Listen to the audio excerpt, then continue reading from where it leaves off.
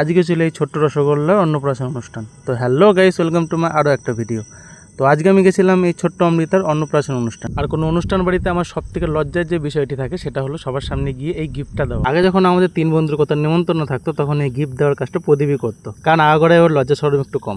যেহেতু আজ আমি একাই আছি তাই এই পুরো দায়িত্বটা আমাকে নিতে হয়েছে। তাই কোনো মতে সবাইকে লুকিয়ে মামির হাতে গিফটটা দিয়ে দেওয়ার পর আমি চলে এলাম আমার এই ব্লগের জন্য ভিডিও শ্যুট করতে। সবার প্রথমে এই ছোট্ট রসগোল্লাকে একটা ছোট্ট পুকুরের মধ্যে বসিয়ে হলুদ মাখিয়ে তারপর গোলাপ জলে স্নান করানো হয়, এবং তারপরে একটা ছোট্ট ব্রেক নিয়ে আমি চলে আসি এই গরমে শরবত পান করতে।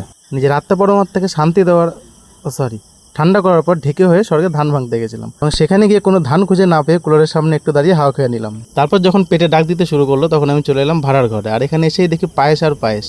বিশেষ করুন আমি এক বাটি পায়েস খেয়েছি, কিন্তু কোনো ভিডিও করিনি কারণ লোকে খারাপ বলবে। পায়েস খেয়ে বাইরে বেরিয়ে দেখি ফিশ ফ্রাই ভাজা হচ্ছে এবং তার পাশেই রয়েছে পাবদা মাছ। এবং তারপরে বাড়ির ভেতরে এসে দেখি বাচ্চাদের ফটোশ্যুট চলছে, এবং এনারা হলেন ওই ছোট্ট পুচকুটা বা আমা। এবং তারপর আমাদের পুচকু বসে গেছিল নিজের মামার কোলে ভাত খাওয়ার জন্য।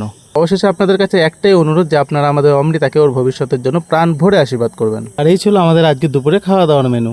আমার খাওয়া দাওয়ার ভিডিওটা আমি আপনাদের দেখালাম না, কারণ ওটা দেখালে ভিডিওটা অনেকটা বড় হয়ে যেত, কারণ আমি প্রচুর পরিমাণে খাই।